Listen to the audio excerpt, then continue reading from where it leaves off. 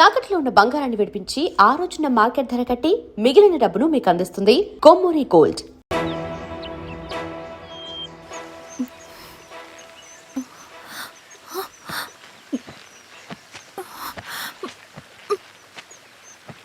నమస్తే మారావు గారు. మా అడవిలో మర్యాదలు ఇలాగే ఉంటాయి. షాక్ అవ్వాల్సిన అవసరం లేదు. జెడ్పీటీసీ ఎలక్షన్ జరగటం మాకు ఇష్టం లేదు. అవి ఆగాలంటే రెండే దారులున్నాయి. ఒకటి మీరు విత్డ్రా చేసుకోవాలి, లేదా మీరు చనిపోవాలి.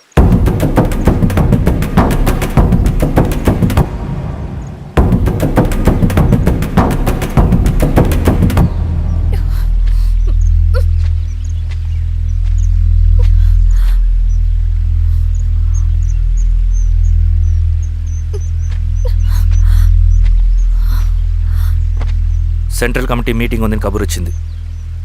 మేము వచ్చేలోపు ఎలక్షన్స్ ఆగిపోయే న్యూస్ రావాలి.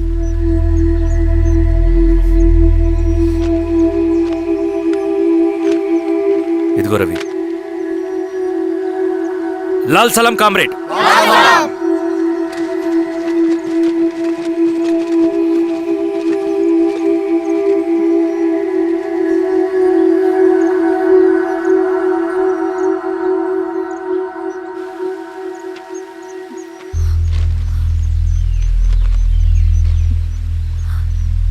ప్రపంచంలో గొప్పవాళ్ళ చావులన్నీ నమ్మక ద్రోహంతోనే జరుగుతాయని నిరూపించావు రవి.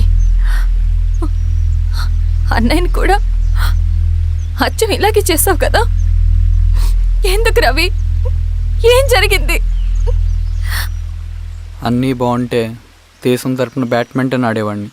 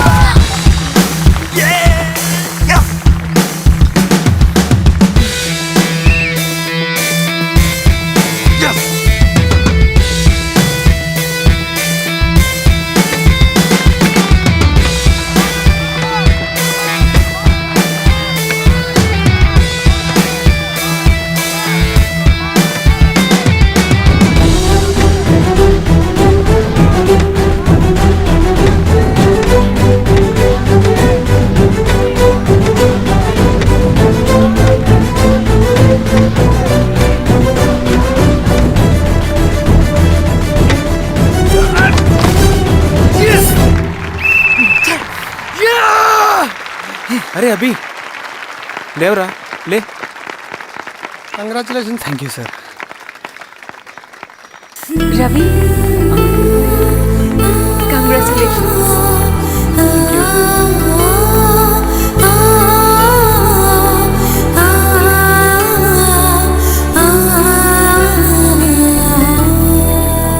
సార్, గంగినేని వెంకటేశ్వరరావు గారి ఎర్రజెండ పుస్తకం ఎక్కడుంది? రవి దగ్గర ఉందమ్మా.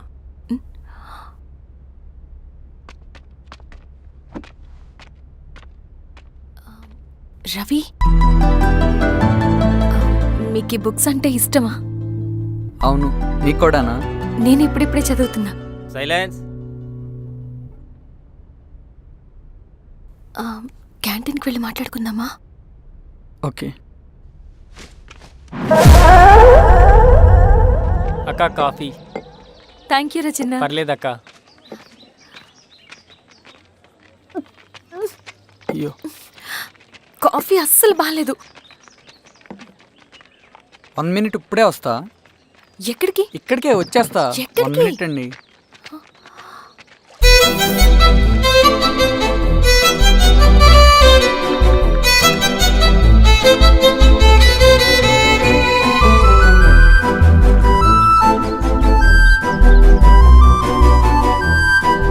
ఒకసారి ఈ కాఫీ టేస్ట్ చేయండి.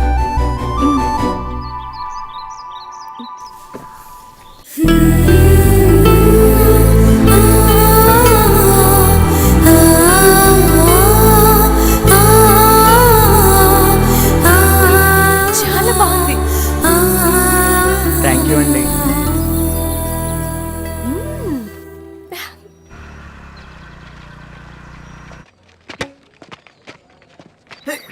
వావ్ సార్, ఇటు రా Ravi. Congratulations Ravi. Sir state badminton training కి సెలెక్ట్ అయ్యావు నువ్వు. Sir thank you sir. Carrier నువ్వేమో ఇక్కడ కూర్చొని ఆడుకుంటున్నావు, వాడేమో state level training select అయ్యాడ్రా.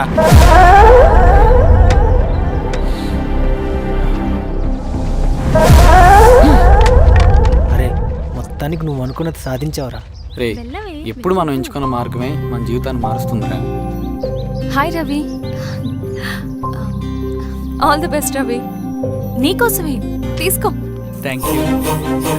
Bye.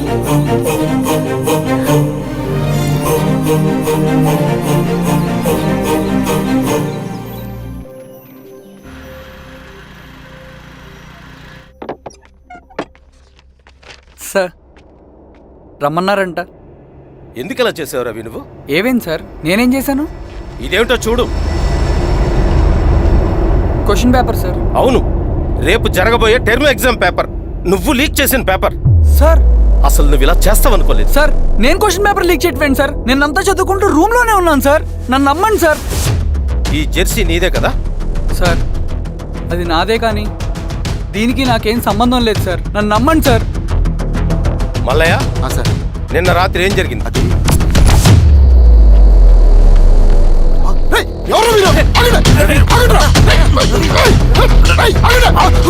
Sir అతను అబద్ధం చెప్తున్నాడు సార్. నాకేం తెలియదు సార్. నేను దొంగతనం చేయలేదు సార్. నన్ను నమ్మండి. ఐఎమ్ వెరీ సారీ రవి, నేనేం చేయలేను. తప్పు నువ్వే చేసావని అన్ని నీ వైపే ఉన్నాయి. నిన్ను రెస్టికేట్ చేయడం తప్ప నాకు వేరే ఆప్షన్ లేదు. సార్ అంత పని చేయమాకండి సార్. నా లైఫ్ పోతుంది సార్. ఇండియా తరపున బ్యాడ్మింటన్ ఆడాలన్నది నా డ్రీమ్ సార్. నన్ను నమ్మండి సార్. సార్ సార్ సార్ నాకేం తెలియదు సార్. నన్ను నమ్మండి సార్. సార్ నాకేం తెలియదు సార్. నిజంగా నాకేం తెలియదు సార్. సార్ నన్ను నమ్మండి సార్. సార్ నేనేం తప్పు చేయలేదు సార్. నాకేం సంబంధం లేదు సార్. నన్ను వదిలేయండి సార్. సార్ నన్ను వదిలేయండి సార్. కాలేజ్ తరఫున స్టేట్కి వెళ్ళి ఆడదాం అనుకున్నాను. నా కొడుకు తాళం అక్కడే ఉంది కదా.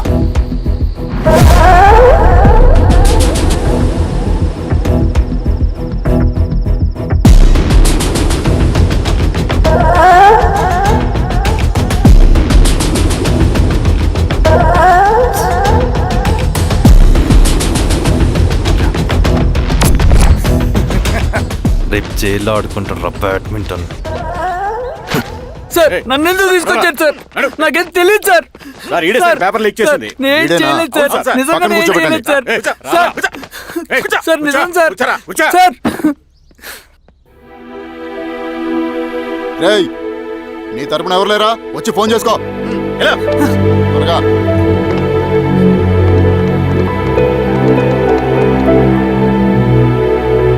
సార్ నేను రవీన్ సార్. రవి చెప్పు. సార్ నేను పోలీస్ స్టేషన్ లో ఉన్నాను సార్. మీరు నాన్న అర్జెంట్ గా రండి sir please sir. Police station ఏమైంది రవి? ముందు మీరు రండి సార్ ప్లీజ్. నేను చెప్తాను సార్. సరే సరే వస్తున్నా. వెళ్ళి కూర్చో. సార్ అయ్యా దండలయ్యా. రే రవి నాన్న, ఏమైందిరా? నాకేం తెలియదు ఏయ్, నాన్న. నువ్వు ఆగు. నీ కొడుకు క్వశ్చన్ పేపర్స్ దొంగతనం చేసి దొరికిపోయాడు. ఎఫ్ఐఆర్ రాసి కేసు పెడితే జైలు శిక్ష పడుతుంది. అలా కాకుండా కేసు క్లోజ్ చేయాలంటే 2 లక్షలు కావాలి. వెళ్ళి తీసుకొని రా. అర్థమైందా? ఏదోన్నయ్యా. ఏయ్ నా సంగతి నీకు తెలుసు కదా. లోపలేస్తే 10 సంవత్సరాలు బయటికి రాడు. వెళ్ళి డబ్బులు కొట్టరా.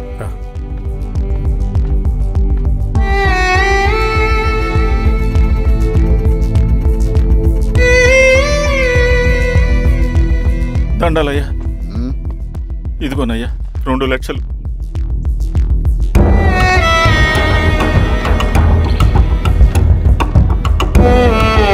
రేయ్ అని పంపించండి రా. ఎలా నిజంగా దీనికి నాకేం సంబంధం లేదు నాన్న. త్వరగా ఉండండి రా. బంగారం లాంటి భూమిది. అరే ఏంకన్నా పటేల్ మీ పొలం దున్నేస్తున్నాడు. పటేల్ మా పొలం పదయ్యా. రవి పద.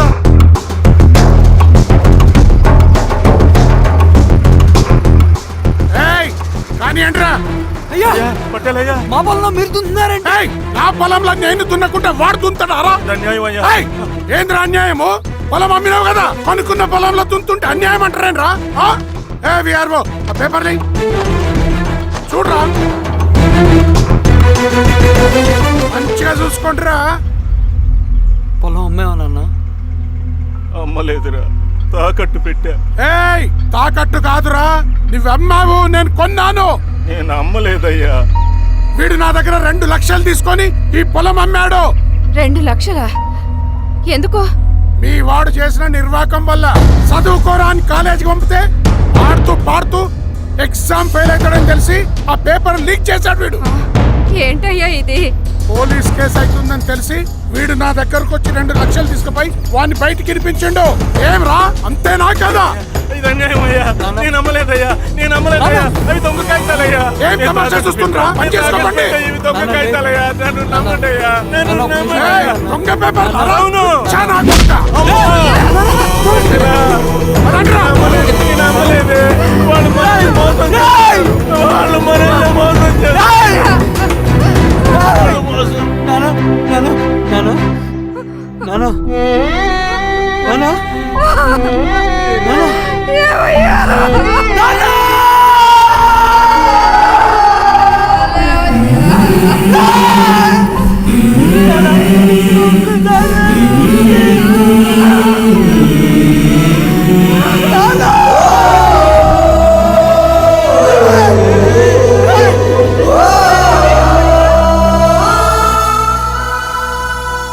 నాన్న చనిపోయిన తర్వాత మా భూమి కోసం వెళ్ళి పై అధికారులను కలిశాను, కానీ వాళ్ళు కూడా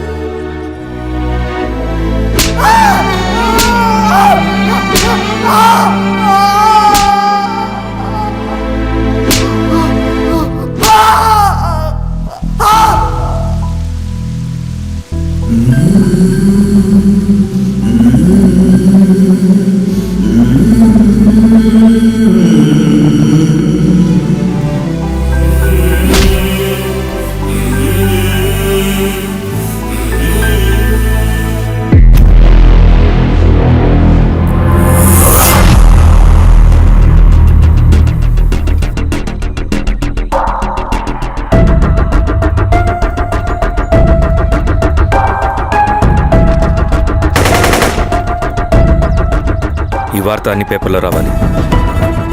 ఈ లెటర్ బాధితుడికి అందించండి. లాల్ సలాం. లాల్ సలాం.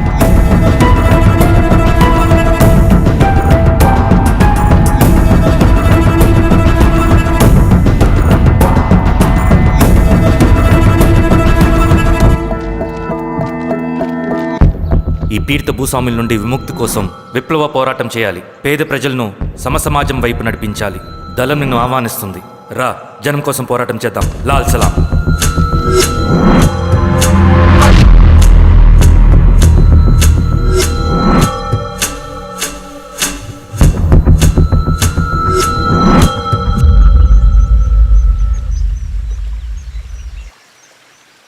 నాకు పట్టిన గతి ఇంకెవ్వరికీ పట్టకూడదని ఉద్యమంలోకి వచ్చాను. ఇన్ఫార్మర్గా చేరాను. దానికోసం ఎంతమందినైనా చంపుతాం, చేస్తాం. కానీ మేమనుకున్న సమాజం తీసుకొస్తాం. కమ్యూనిస్ట్ రాజ్యాన్ని స్థాపిస్తాం. సమాజమా అంటే? రష్యాలో, చైనాలో, వియత్నంలో మా కమ్యూనిస్టులు విప్లవం ద్వారా సాధించిన ఆదర్శ సమాజం.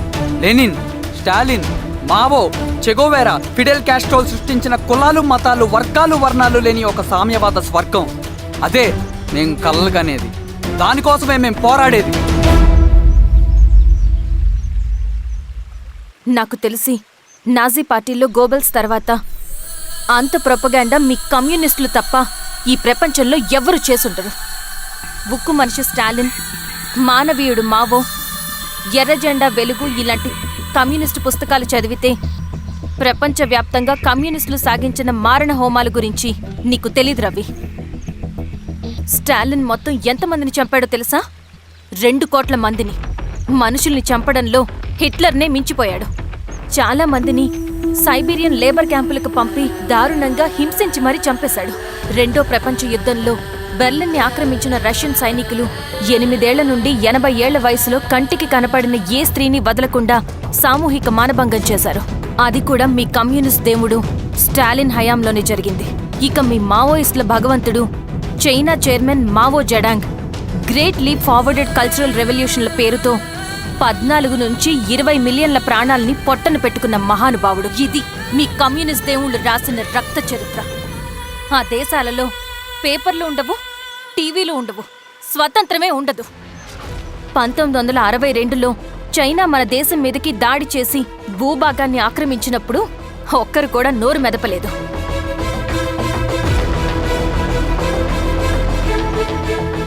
కమ్యూనిస్టుల మానసపుత్రులైన మీ నక్సలైట్లు ఏమైనా తక్కువ తిన్నారా? పశ్చిమ బెంగాల్లోని నక్సల్బరి అనే గ్రామంలో 1965లో జోతేదార్ల దౌర్జన్యానికి వ్యతిరేకంగా పుట్టిందే మీ ఉద్యమం. A for arms, B for Bengal, C for Charu Majumdar. చారు మజుందార్ చెప్పిన స్టేట్మెంట్ గుర్తుందా? వర్గశత్రువుని ఖతం చేసి వాడి నెత్తుట్లో చేతులు ముంచని వాడు విప్లవకారుడు ఎలా అవుతాడు? అక్కడి నుంచి మొదలైంది మీ నక్సల్స్ హింసాకాండ. 1965 నుంచి ఇప్పటిదాకా 1,00,000 మందిని ఉద్యమం పేరుతో చంపేశారు.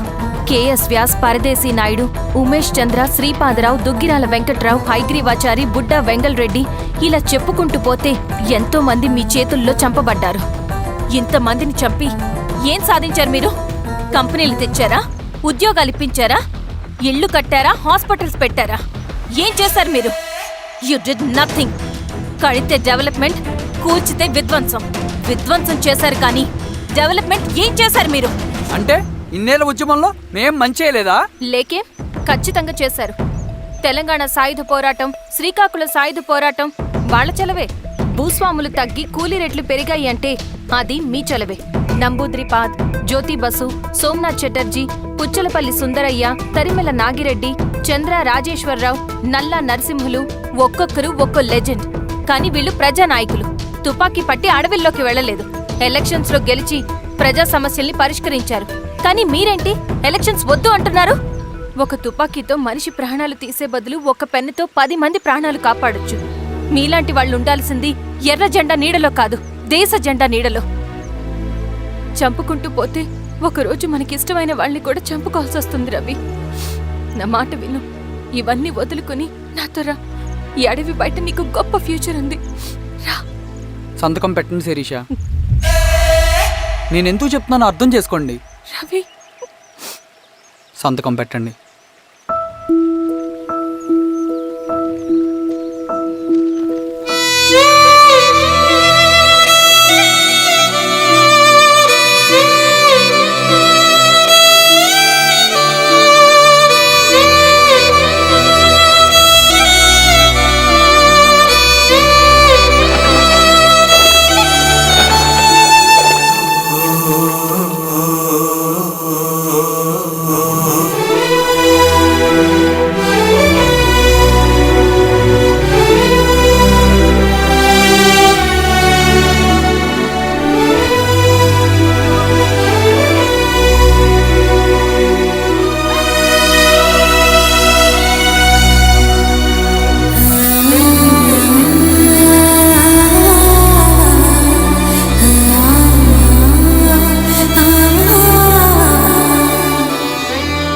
శిరీషమ్మ,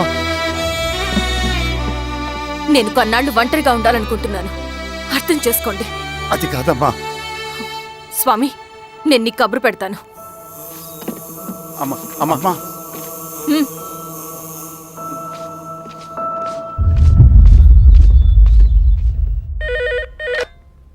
హలో, ఎవరండి? హలో, నేను చెన్నారెడ్డిని మాట్లాడుతున్నాను. సంజీవ్ రెడ్డి గారు ఉన్నారా? సార్ మీటింగ్లో ఉన్నారు సార్. శిరీషమ్మ ఇంట్లోంచి వెళ్ళిపోయింది సార్, ఏం చేయాలో అర్థం కావట్లేదు. ఒకసారి సంజీవ్ రెడ్డి గారికి ఆ అమ్మాయి గురించి చెప్పండి. చెప్తా సార్. సురేష్, మనం చాలా జాగ్రత్తగా ఉండాలి. నమస్తే రెడ్డి గారు, యూ కెన్ గో. సార్, కూర్చోండి సార్. వాళ్ళక్కడ నన్ను చేతగానే వాడిని చేసి నలుగులో నిలబడుతుంటే నువ్వు ఇక్కడ రిలాక్స్గా ఏసీలో కూర్చొని మీటింగ్ ఇలా. మీరు ఇక్కడికి రాకముందే అన్ని ఏర్పాట్లు చేసామండి. రేపటి నుంచి ఆ నక్సలైట్లకు పోలీస్ పవర్ ఏంటో చూపిస్తాం. కొత్త ఎస్ఐ పళని అప్పన్.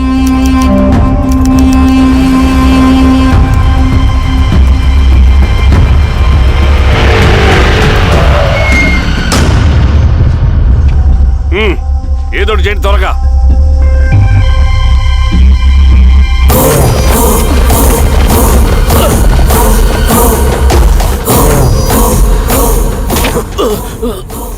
ఏంది హీరో స్వామి, ఏమని చెప్పినాడా? లేదు సార్, చాలా సిన్సియర్ అనుకుంటున్నా. అవును సార్. మన సిన్సియారిటీ కూడా చూపియాలి కదా.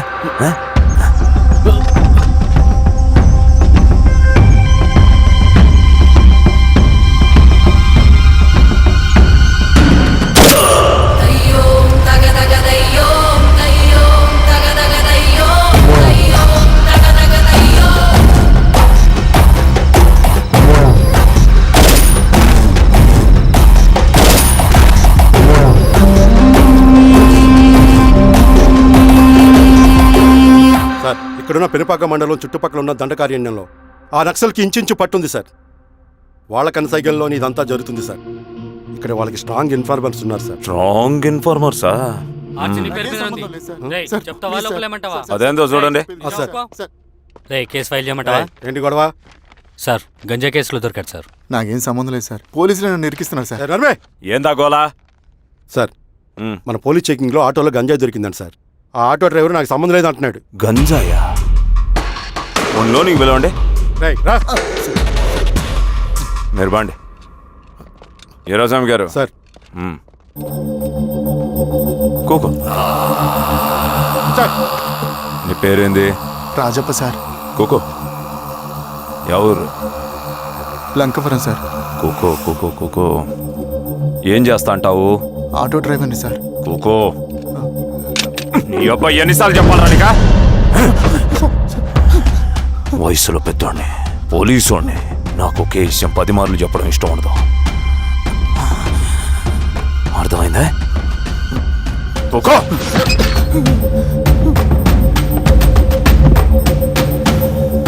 సో నీకే అది తెలవదంట? అవును సార్, నాకే సంబంధం లేదు.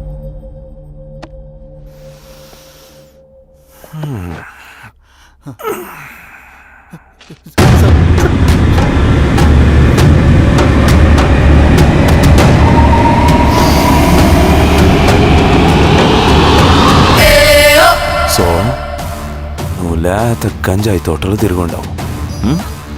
ఏరా సామే, ఈ లోనికి తోలకపోయి ఏం చెయ్యాలనో చెప్పు. Very strong informer.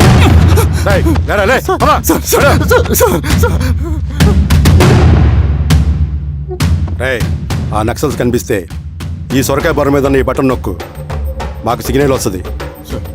10 నిమిషాల్లో మేము అక్కడ ఉంటాం. జాగ్రత్త. అలాగే అండి. తేడా వస్తే తెలుసుగా.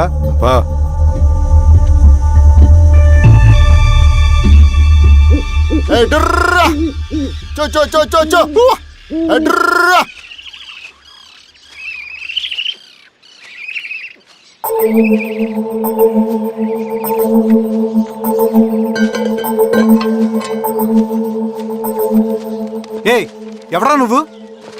అన్నా, నా గొర్రెలు తప్పోయన్నా, ఎత్తుకుంటూ ఇక్కడికి వచ్చాను. ఇటువైపు ఏం రాలేదు. పో. లేదన్నా, ఇటువైపే వచ్చాయన్నా. రాలేదని చెప్పానా? పో.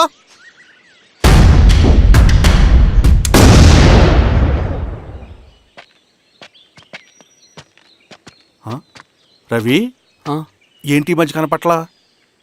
అన్నా, అది అవునులే, అమ్మాయి గారు లేనప్పుడు నువ్వెందుకు వస్తావు? నువ్వెలా ఉన్నావు అన్నా? ఏం బాగుంటాను రవి, మంచి చేసే మనుషులు ఊళ్ళో లేనప్పుడు ఊరెలా బాగుంటుంది, నేను ఎలా బాగుంటాను? వస్తారు.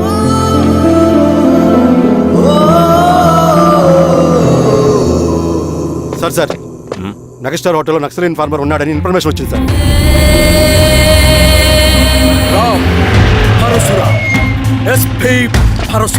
అన్న, ఈ క్యాప్ నాకు సూట్ అయింది, ఈ డ్రెస్ నీకు సూట్ అయిందన్నా. తమ్ముడు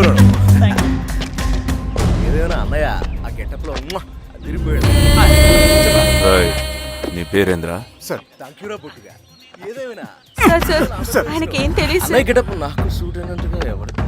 వీరాస్వామి, వీక్ ఇన్ఫార్మర్ దొరికిపోయినాడు. సార్ ఏమైంది సార్? ఎవడ్రా నువ్వు?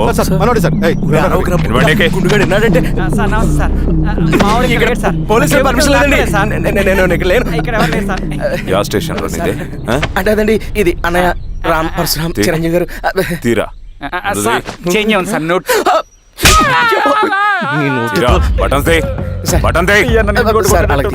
వేస్తే ఆయన అన్నయ్యాలా, లేకపోతే నేనే వెయ్యాలా?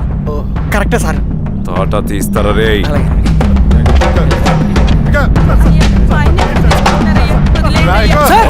ఏం సార్? ఈ పలైన పనిగడ వల్ల ప్రశాంతంగా భోజనం కూడా చేయలేకపోతున్నాం.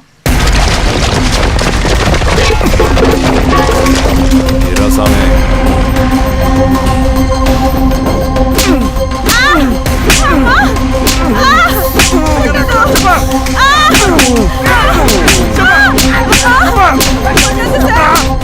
ఏరా సామే, దా, ఇట్రా.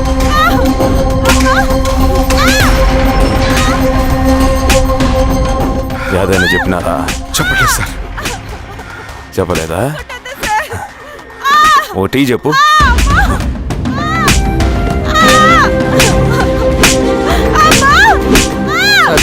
టీ.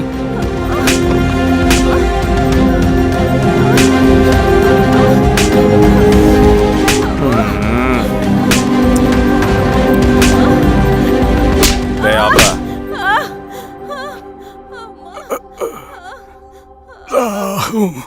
అడిగిన దానికి సమాధానం చెప్తే ఈ బాధలన్నీ తప్పుతాయిగా. దాహం వేస్తోందా? నీ దాహం నేను తీరుస్తాగానే నాకు కావాల్సిన ఇన్ఫర్మేషన్ నువ్వు ఇస్తావా? ఇస్తావా?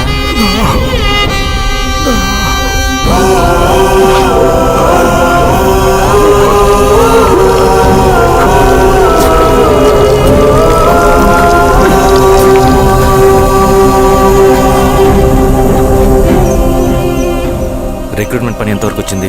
ఆ పని మీద ఉన్నామన్నా.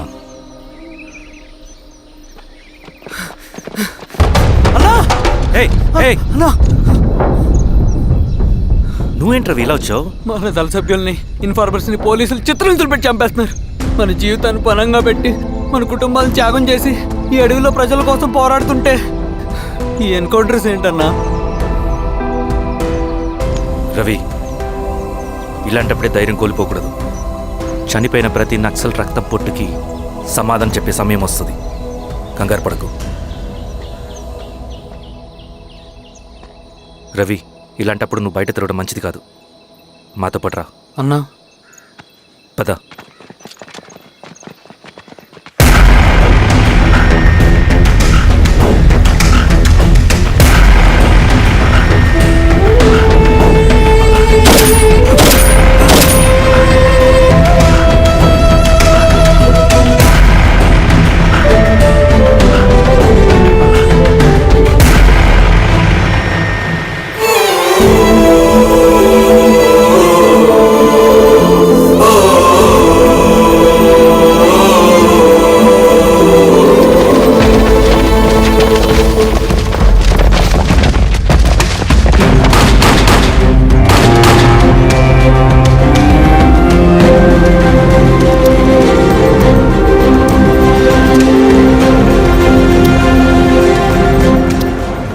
స్వామి, ఇంకొన్ని రోజుల్లోనే శ్రీరాంగిరిలో నక్సలైట్ అనే వాడిని లేకుండా చేస్తాను.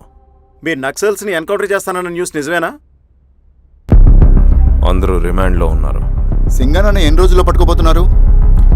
ఈరోజామి సార్, ఎన్ని రోజుల్లో పట్టుకుంటారంటే దానికి ఏమైనా ముహూర్తం ఉంటుందా? పట్టుకున్నాక చెప్తానులే. శ్రీరామగిరి గ్రామ అడవుల్లో జరిగిన కోంబింగ్ ఆపరేషన్ లో దొరికిన నక్సల్స్ ని రిమాండ్ కు తరలిస్తున్నామని ఎస్ఐ పళనియప్పన్ తెలిపారు. మిగిలిన నక్సల్స్ ని కూడా త్వరలోనే పట్టుకుంటామని, అక్కడ సింగన్న దళమే లేకుండా చేస్తామని చెప్పారు. ఇంకొన్ని రోజుల్లోనే శ్రీరాంగిరిలో నక్సలైట్ అనే వాడిని లేకుండా చేస్తాను. లాల్ సలాం కామ్రేడ్. లాల్ సలాం. న్యూ రిక్రూట్మెంట్ కోసం కుర్రాళ్ళు వచ్చారు. పిలు. రండి.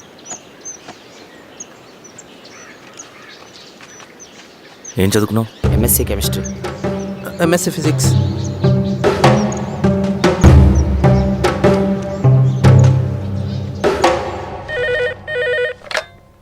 హలో బాబాయ్, నేను. అమ్మా శిరీష, ఎక్కడున్నావు?